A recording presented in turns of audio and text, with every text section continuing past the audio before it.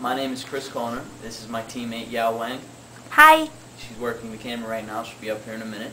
Our presentation, of course, is about Nissan and Chrysler, and she's going to give you basically an overview of the Carlos Ghosn case, and then I'm going to come in and tell you all about Chrysler in the context of that case. So, just real briefly before Yao comes up here, Nissan had Carlos Ghosn from 1999 to present, and Chrysler has two very well-renowned, I guess you'd say, executives by the name of Wolfgang Bernard and Dieter Zetsche. Yeah?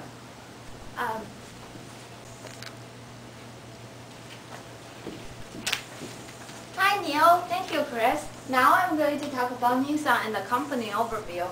Nissan was founded in 1933 in Japan, and it engaged in designing and producing and selling cars, as you know. It has sells more than 2.5 million passenger cars and commercial vehicles over the world for like 190 countries.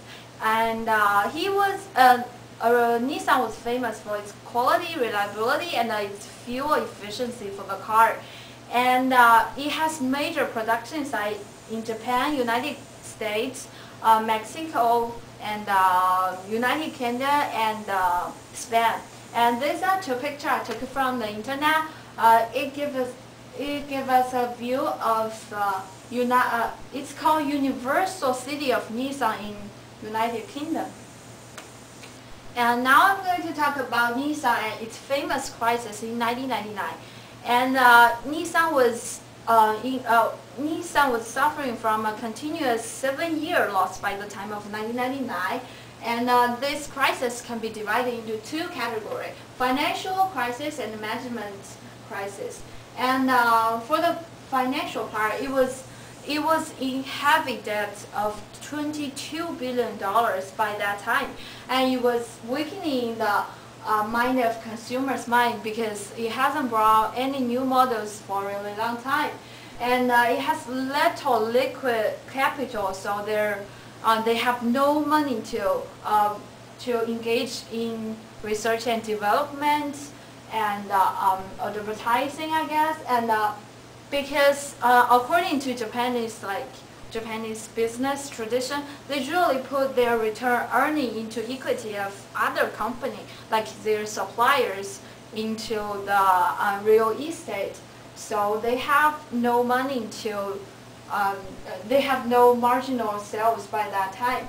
And for the management crisis, because Japan is a consensus-based society, so under that society system, there is a nature of informal meeting and coalition will just shows up. That's the nature, and the culture refuses to risk taking, and slow decision making, and a lack of sense of emergency is happening in that company.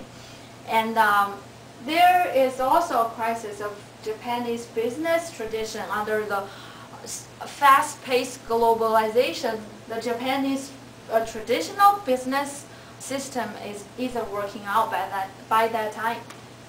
And it was Carlos going to the rescue. And as I have mentioned, after the 7 years of loss, the company was actually in need of a strategic partner that could lend both financing and new management idea to foster a turnaround.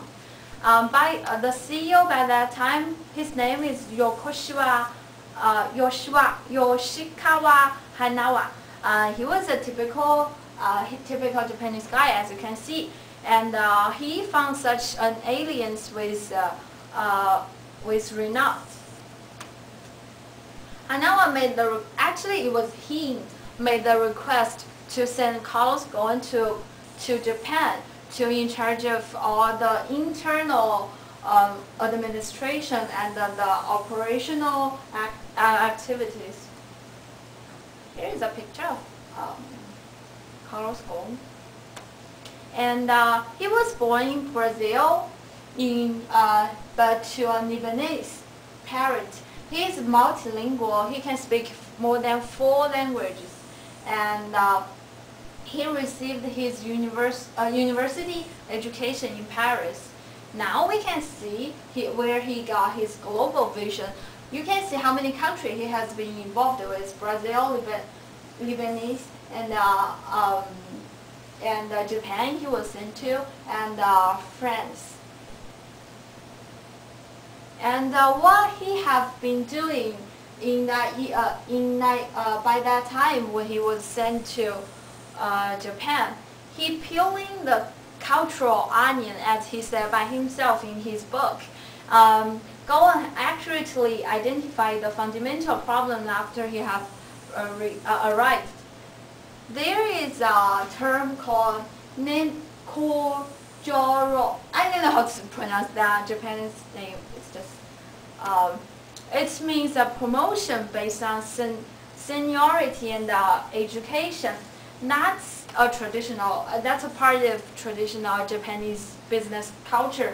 That's how you get promoted according to the length of service, like how long you have been in that company, and stuff like education level. That's how you get promoted. And Carl Ghosn realized this problem, and how he find a resolution for this is he come up with this thing called performance evaluation and employee advancement, which in detail is a cash incentives and a stock option. That's kind of easy to understand. It's just get employees more involved in this company's revenue, so their own revenue, their salary will